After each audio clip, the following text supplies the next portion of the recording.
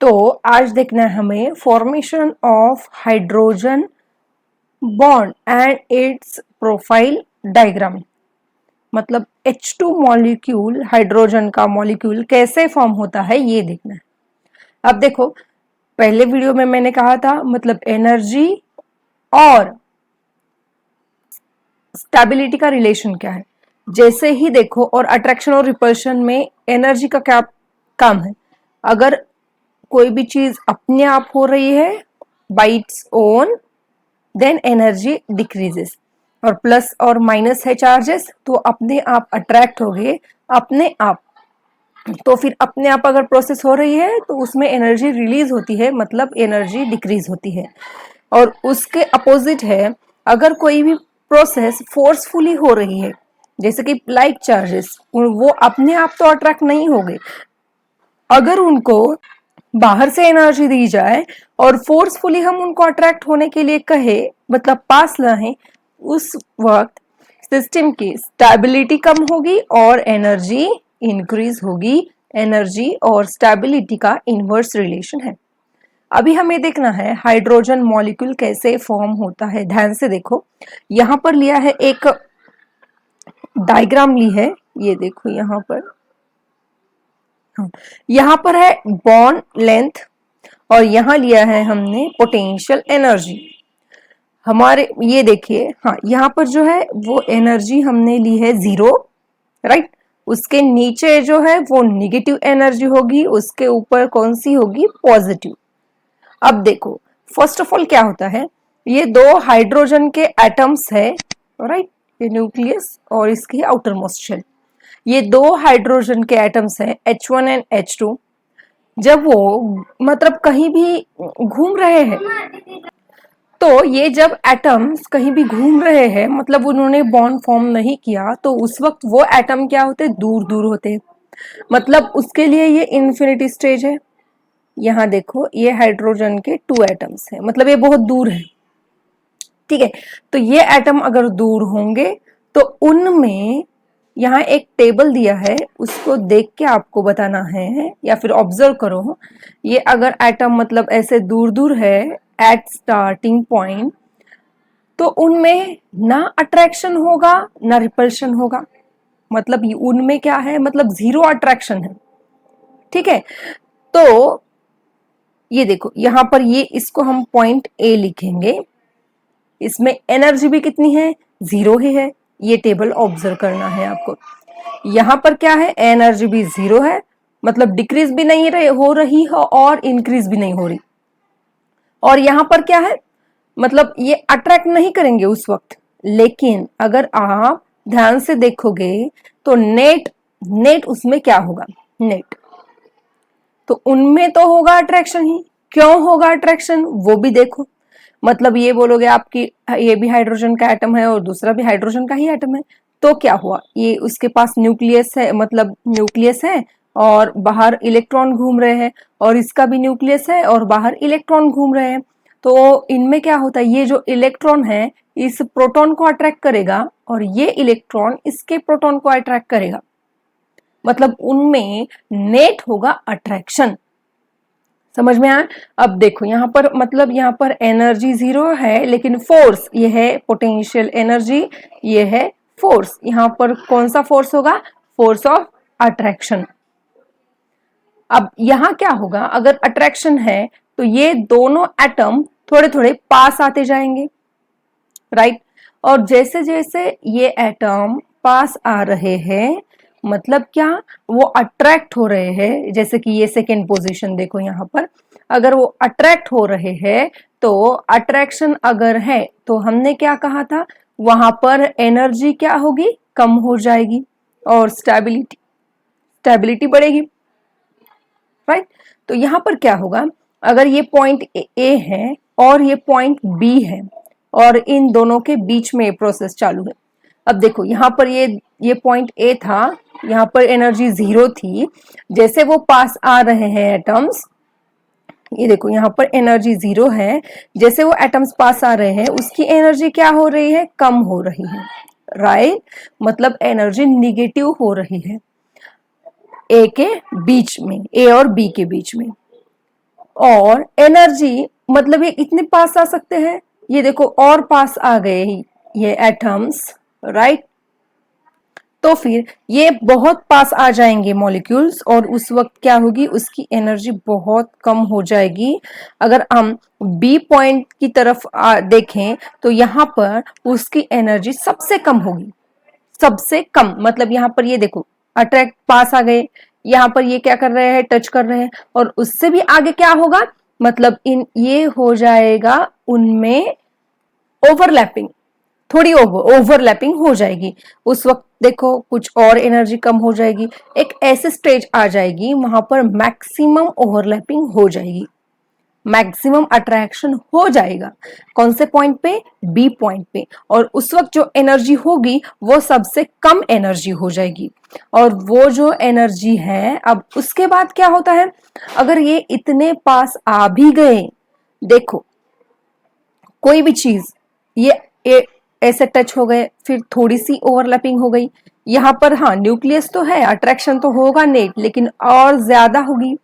इससे आगे अगर ओवरलैपिंग हो जाएगी तो ये जो न्यूक्लियस है उनमें जो प्रोटॉन है, वो प्रोटॉन मतलब ये उनके न्यूक्लियस क्या हो रहे हैं, और पास आ रहे हैं, और दोनों में कौन से चार्जेस है, प्लस प्लस चार्जेस। तो वो उस टाइम पे क्या होगा, अगर हद से ज्यादा ओवरलैपिंग होने लगेगी तो वहां पर क्या होगा, रिपल्शन क्रिएट होगा। समझ में आ रहा है, नेट तो अट्रैक्शन था, लेकिन कुछ हद तक अगर इतने बहुत ज्यादा अगर ओवरलैपिंग हो रही है तो उनके न्यूक्लियस रिपेल करेंगे, और रिपेल करने के बाद क्या होगा, अगर रिपल्शन है तो वहां पर एनर्जी बढ़ेगी।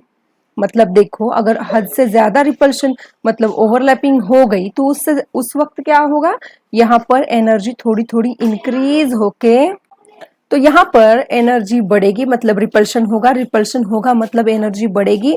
और यहाँ पर एक सी पॉइंट दिखाया है, यहाँ पर और ज्यादा एनर्जी बढ़ेगी।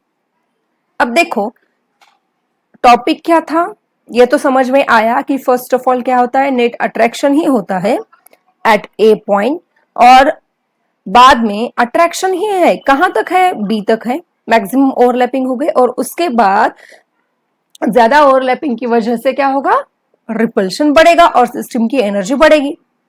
लेकिन मॉलिक्यूल में बॉन्ड कहां पर फॉर्म हो रहा है, ये इंपॉर्टेंट है।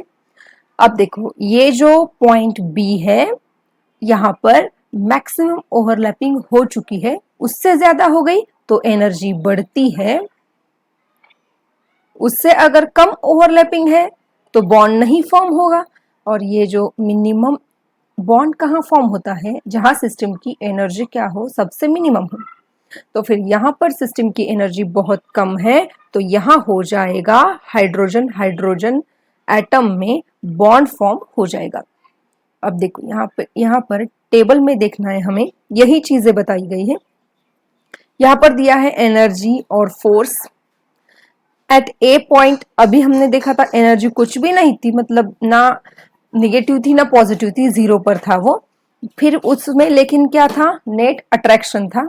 अब आगे ए और बी के बीच में क्या हो रही है, देखो ये पॉइंट ए है और ये पॉइंट बी है, उनमें एनर्जी कम हो रही है मतलब निगेटिव। क्या है उनमें, अट्रैक्शन ही है।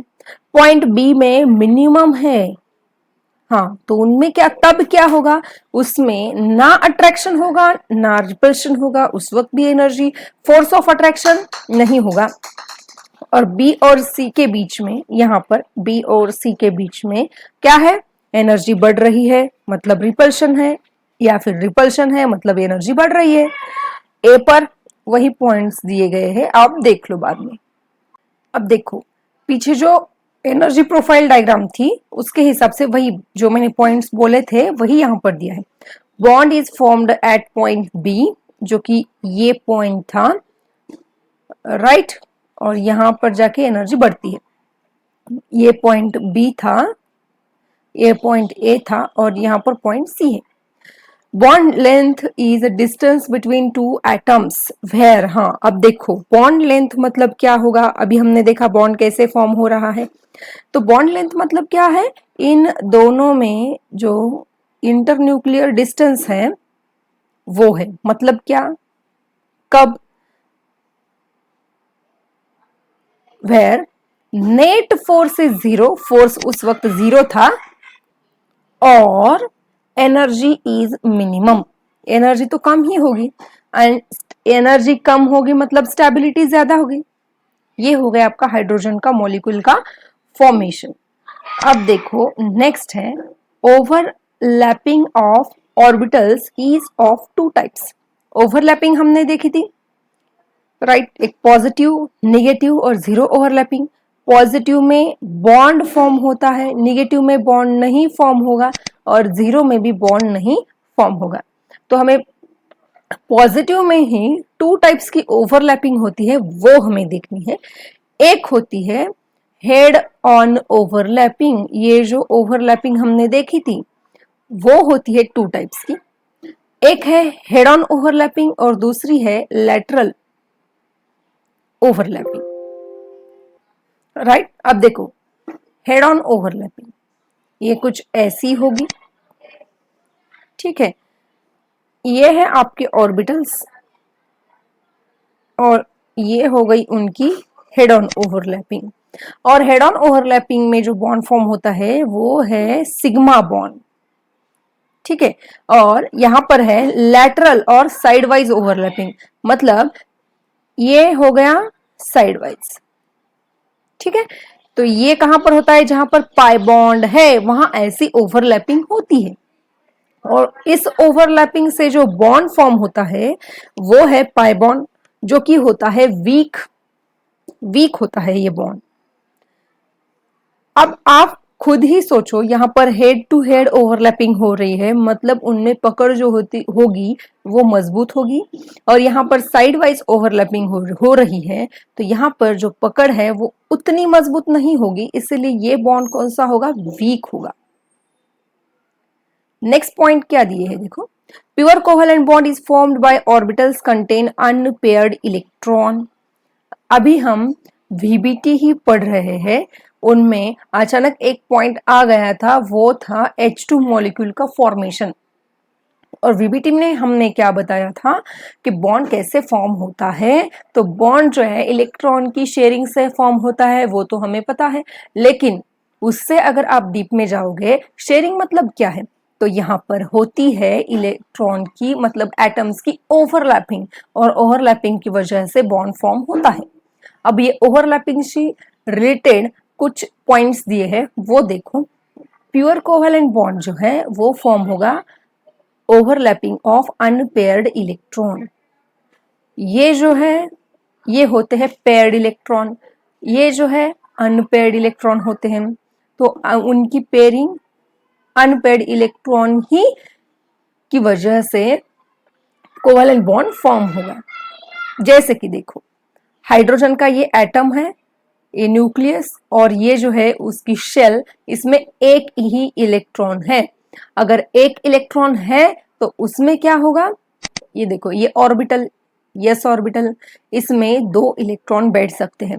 तो एक अगर इलेक्ट्रॉन है तो उसको हम बोलेंगे अनपेयर्ड इलेक्ट्रॉन। अगर दो इलेक्ट्रॉन है जैसे कि He हेलियम, हेलियम के एटम में 1s में ही दो इलेक्ट्रॉन होते हैं विथ अपोजिट स्पिन, उसको हम बोलते हैं पेयर्ड इलेक्ट्रॉन। तो ये पेयर्ड इलेक्ट्रॉन है, तो इसीलिए वो बॉन्ड में पार्टिसिपेशन नहीं करता। लेकिन हाइड्रोजन के पास एक ही अनपेयर्ड इलेक्ट्रॉन है, तो वो बॉन्ड फॉर्मेशन में करेगा। अब देखो यहाँ पर इसके पास एक अनपेयर्ड इलेक्ट्रॉन है, और दूसरा जो हाइड्रोजन एटम है इसके पास भी एक अनपेयर्ड इलेक्ट्रॉन है, तो उनकी ओवरलैपिंग हो जाएगी, मतलब ऐसे बॉन्ड फॉर्म होगा। समझ में आया? According to VBT atoms form bond to pair. VBT का क्या कहना है, एटम में बॉन्ड क्यों फॉर्म होता है, स्टेबिलिटी मिलने के लिए, ये भी सच है। लेकिन फिर भी उनको स्टेबिलिटी कब मिलती है, जब उनका ये जो अनपेयर्ड इलेक्ट्रॉन है वो पेयर्ड हो जाता है तब। तो इसीलिए बॉन्ड क्यों फॉर्म होता है, टू पेयर अनपेयर इलेक्ट्रॉन। और पेयरिंग कब होगी, अगर दूसरा इलेक्ट्रॉन आएगा तो वो भी अकेला ही होना चाहिए, तब वो उनकी ओवरलैपिंग की वजह से बॉन्ड फॉर्म होता है। एक्सेप्शन, देखो, coordinate bond is formed by not by paired electron and not by unpaired electron. ये भी देखो इंपॉर्टेंट है। देखो यहाँ पर कभी कभी कोऑर्डिनेट बॉन्ड भी फॉर्म होता है, तब क्या होता है, ये पेयर्ड इलेक्ट्रॉन है, मतलब इसका तो ऑक्टेट कंप्लीट हो चुका होता है। ये सपोज ये एटम ए है और ये बी है, इसका एक ऑर्बिटल है वो मतलब पूरा खाली है, और इसको भी ऑक्टेट कंप्लीट करना है, और इसका सपोज हो गया है ऑक्टेट कंप्लीट, इसका नहीं है, तो ये क्या करेगा, ये दोनों इलेक्ट्रॉन उसके साथ मतलब शेयर करेगा। तो फिर यहां बॉन्ड कैसे फॉर्म हो गया, अनपेयर्ड इलेक्ट्रॉन पेयर हो गए क्या, नहीं, ये ऑलरेडी पेयर्ड थे, बस दोनों में शेयर किए गए, राइट।